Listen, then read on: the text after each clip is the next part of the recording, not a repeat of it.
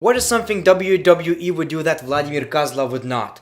Lie to you. WWE history. They did it again, people. Remember WWE Fastlane, the last Shield match in the WWE ever. Until the next time, because WWE have just confirmed that the Shield will be reuniting this Sunday on the WWE Network. But this is the last time ever. Will we get another one? Yep! But ever since Shawn Michaels came out of retirement, I feel like it doesn't matter anymore. Why, Shawn? Why? Also, Vince McMahon has finally lost his mind. I'm like 10 years late with this. But anyway, Vince McMahon fired a WWE writer for the weirdest reason possible. We're gonna talk about that later. We're also gonna talk about Sasha Banks leaving the WWE. I love Sasha Banks! It's boss time! AEW guys. We're gonna talk about AEW guys. Our favorite company in the world, AEW guys. And of course, this show wouldn't go well without the Ultimate Farmer, but all of that in a second. Good morning, everybody.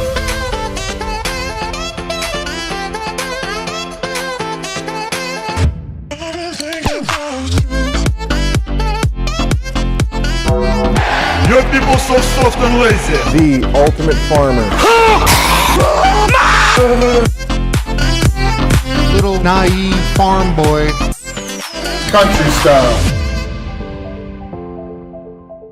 Welcome back to the channel. Welcome to another episode of Greatness of Wrestling. Apparently, WWE lied to you again. I think we all predicted that, right? When they announced that the Shield are going to be reuniting for the last time ever at Fastlane, gotta sell these tickets, we knew that WWE are lying. Speaking of predictions, few months before WWE actually changed Mustafa Ali's name to Ali, I said this: Andrade Cien Almas is no longer Andrade Cien Almas. Is Mustafa Ali going to be called Ali? I said it as an obvious joke, knowing that WWE wouldn't do something like this. Well, they did. The Shield's final chapter this Sunday on WWE Network. Hashtag Shield's final chapter.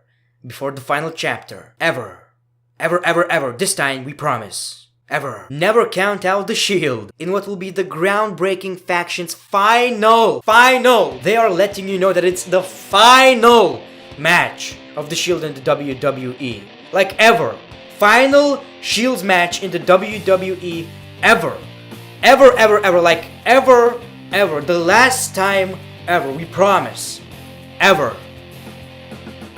Maybe. Dean Ambrose, Roman Reigns, and Universal Champion Seth Rollins will team up for a special event. The Shield's final chapter, streaming live this Sunday, April 21st at 9:30 p.m. Eastern Time. Don't miss the legendary trio's final ride together in the WWE. I thought they were gonna wrestle. They're gonna ride? Dude, that's not PG. Also, Finn Balor will be in action to defend the Intercontinental Championship. Wow, now I cannot wait. Honestly, I don't care. I mean, there are a lot of Shield fans in the WWE universe. I can't believe I've just said that. But, you know, the question is it necessary? Like a special event for the Shield, even though they already had their special moment at Fastlane. It was the last Shield match in the WWE. It was advertised like that. And now it's going to happen again. That's really unnecessary. And the funny thing is, we don't even know who are going to be their opponents. Is it gonna be Drew McIntyre, Bobby Lashley, and Baron Corbin? Yeah, I'm gonna pass on this one. Breakfast with Brock Lesnar. Country style. According to multiple sources, Sasha Banks wants to leave the WWE and she asked for her release. Now, there's nothing wrong with Sasha Banks wanting to leave the WWE. If you are unhappy, then just leave. That's completely fine. The problem is, she's doing that in the most unprofessional and childish way possible. There's a reason why she wasn't on Monday Night Raw. She told the WWE that she will not be on Raw, and that's exactly what she did. Very unprofessional. I'm not surprised because it's pretty well known that Sasha Banks has a very huge ego. Try to watch any interview, you will kinda feel it. Many of you may say, well, she deserves better in the WWE. Why she's not the women's champion? Well, That's exactly the reason why she's not the women's champion. She's pretty difficult to work with. She even has a lot of problems with the co-workers like Rusev and Lana. Of course, it's all just based on rumors, but basically this is what happened. According to Rai Satin, he heard from multiple sources that Sasha Banks and Bayley were laying on the floor, loudly making it known that they were unhappy about losing the tag team championships at WrestleMania 35. This is beyond childish. It's pretty ironic how Bayley's gimmick is a child, and I think we need to take that Velcro from Seth Rollins' title and put it on their title. You need to hang it up or put it on your waist. I know it's difficult to believe that because it sounds absolutely ridiculous, but the thing is, it's not new with Sasha Banks. Because I don't know if you guys noticed it, but whenever Sasha Banks has to lose a match, you can tell that she's about to lose the match during her entrance by the face that she's making. I don't know if that's an unpopular opinion, but dropping the title is a part of the job. She complained when she was on the top, she complained when she was buried, she complains right now. Maybe that's the reason why she's not being in the main event. She's hard to work with. Let's take Luke Harper for example. The guy just asked for his WWE release and he did it in the most professional way you can imagine. And this guy wasn't even being used on television. Same goes with Dean Ambrose. He just asked for his WWE release. No drama. Nothing. You had months of programming with Bayley. You were the first ever WWE Women's Tag Team Champions. And somehow you still felt the need not to appear on Monday Night Raw.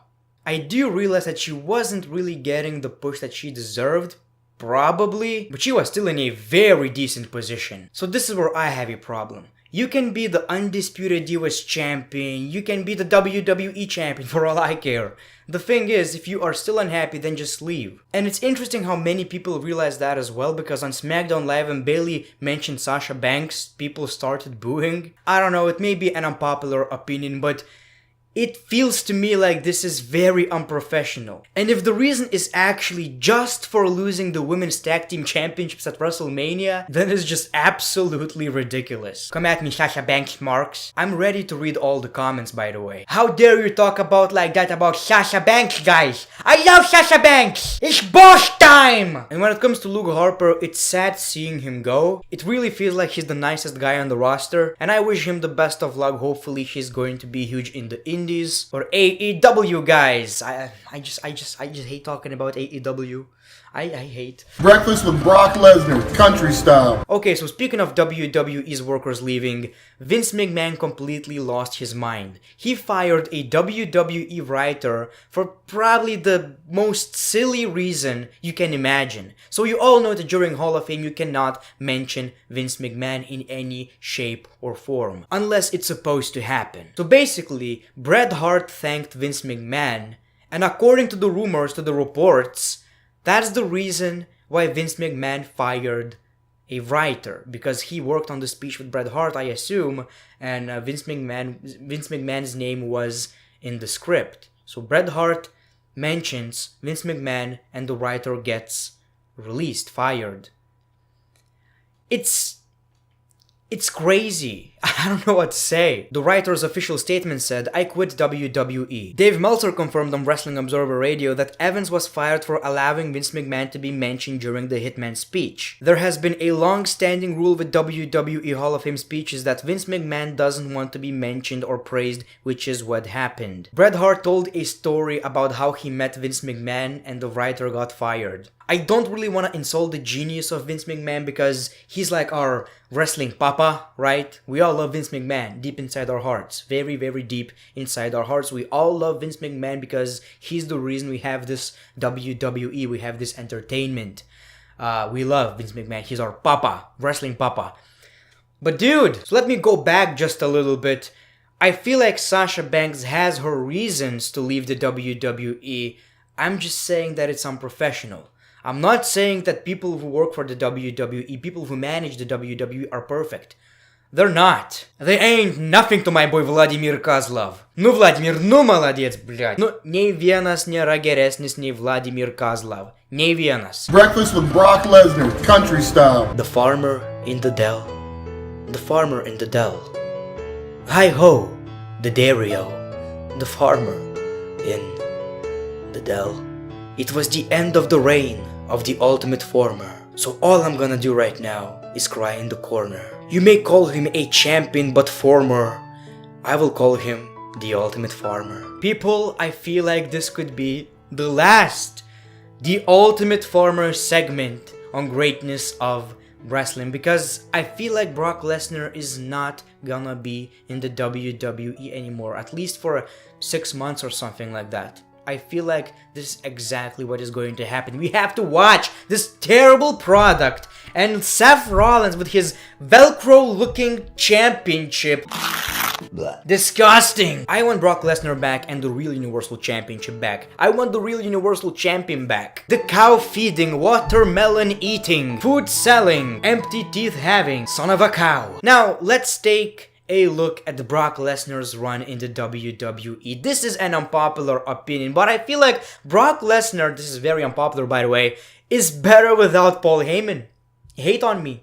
I felt like Brock Lesnar's rivalries without Paul Heyman felt way more personal. Do you remember back in 2012 when Brock Lesnar returned to the WWE and he faced John Cena? His promos, well, he's not perfect on the microphone, felt way more personal. And that's the reason why I loved this Brock Lesnar. Now, every time Paul Heyman is on Monday Night Raw, I feel like Seth Rollins, for example, is actually feuding with Paul Heyman, and I have to listen to the same promo every damn week. Well, not week, every month, because Brock Lesnar is not every week on Monday Night Raw, and that's completely fine. I don't have to. Here's the thing, I love Paul Heyman, he's absolutely unbelievable, one of the greatest of all time. But ever since Brock Lesnar brought back Paul Heyman, all he did ever since then is just jump around in the ring like a gorilla, cow-feeding gorilla. And while people say that they are tired of Brock Lesnar, I don't necessarily agree. I feel like Brock Lesnar is huge in the WWE, he's huge for ratings, for all of that stuff. And the problem is that he was the Universal Champion. I would love to see so many more rivalries with Brock Lesnar. So hopefully this was not the last time we've seen Brock Lesnar in the WWE. And let me know in the comments below, how do you feel about Brock Lesnar's run with the WWE since 2012? Breakfast with Brock Lesnar, country style. Speaking of Batista, well, he just retired from the WWE. That's a bit of a bummer. He announced that his match against Triple H was a tribute to Triple H, his way of thanking him, that's why Batista lost the match. And I feel like as a last match, it was really, really good. And that's the reason why I'm so mad, I'm so disappointed. I want to see more of Batista because he's still great in the ring and he looks amazing. So it's sad because the first match I saw when I started watching wrestling was Randy Orton versus Batista in 2004. So I instantly fell in love with wrestling with these two characters. So it's kind of sad, but I feel like that was a great way of leaving the WWE. If he doesn't leave the WWE and we will get Batista versus, for example, Brock Lesnar at SummerSlam, yes please? Let me know in the comments below, would you love to see more of Batista, or maybe you are okay with Batista leaving the WWE? Either way, a great WrestleMania match. Country style. Unfortunately, Big E got injured. Injury update. Big E has suffered a torn meniscus and is currently not medically cleared for action. Do you guys want Big E versus Kofi Kingston? I'm very confused. Before this whole Kofi Kingston push, I really wanted the New Day to split because I was so tired of them. Now, I feel like New Day should be one of these teams that never end up splitting up. Or at least no one should betray anyone. I feel like it would be either really, really good or really, really bad. And what I mean by good is that it would be absolutely heartbreaking. Let me know how do you feel about that in the comments below. Country style. Let's talk about the best company in the world, guys. Let's talk about AEW. So apparently, this is all just rumors, it hasn't been confirmed yet, but apparently AEW is in talks with Turner about a weekly show on TNT. Welcome to WCW in 2019. Yes, this is the same channel that WCW Nitro was on. It's pretty weird, I don't necessarily have high expectations for AEW anymore. I feel like we kind of overhyped it, and whenever people are talking about AEW, I feel a bit cringy, I feel like maybe, it's not gonna be as big as people are saying. You never know. Hopefully it will. WWE desperately needs some competition. While I feel like WWE improved, they still need that kick in the butt. So I would be really glad if AEW would succeed, and if they would reach at least 50% of WWE's viewers, that is an amazing success. That's already an amazing success. If they can reach 40%, I will be shocked. I will honestly be shocked. If that will happen, I don't know. I feel like it's going to be a very niche product. You probably won't see many random moms and their children watching the show, or at least in the beginning. But if they will end up signing with TNT, it could end up being really, really huge. Imagine working for the Young Bucks though. From Vince McMahon to the Young Bucks. These two. Something to think about. Country style. Let's talk about the WWE Superstar Shakeup. That was a disappointment in my opinion. First of all, we didn't get the computer, we didn't get the trade. I've mentioned this before, but this is beyond lazy. A random entrance, no graphics on the screen, absolutely nothing. Couldn't think of a more lazy idea. So the biggest trades were AJ Styles to Raw and Roman Reigns to SmackDown. So this is gonna be tough. I feel like in 2019, we will be watching Monday Night Raw more than SmackDown Live, or at least we'll enjoy Monday Night Raw more than SmackDown Live, because this SmackDown Live, and I've mentioned that in my previous video, felt like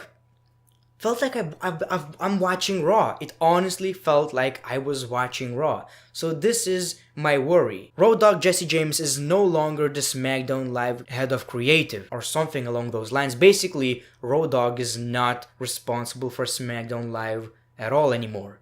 So I feel like right now what we were watching this week was all Vince McMahon. Everything. Road Dogg was probably doing a very good job. I mean, look at SmackDown in 2016, but lately he probably had to deal with that Vince McMahon filter. Now, it's all Vince McMahon, people. It was probably the worst SmackDown Live of 2019 so far. Is this something we are going to have to deal with? Hopefully not. Roman Reigns being on SmackDown is not the problem. How they will handle Roman Reigns on SmackDown is a problem. SmackDown is moving to Fox pretty soon. It's probably going to be 3 hours long. Vince McMahon probably cares about SmackDown way more right now, and that is not a good thing. Anyway, that's it I have for you today. Thank you for watching this video. Hopefully you enjoyed, and as always, if you want to support the channel, make sure to click that like button. Follow me on Twitter and Instagram. Real links are in the description below. Thank you for supporting the show, the only wrestling show you should be watching, because quite frankly, other shows just suck. The Great One, peace, love, and hugs. Your people so soft and lazy. The ultimate farmer. Little naive farm boy. Country style.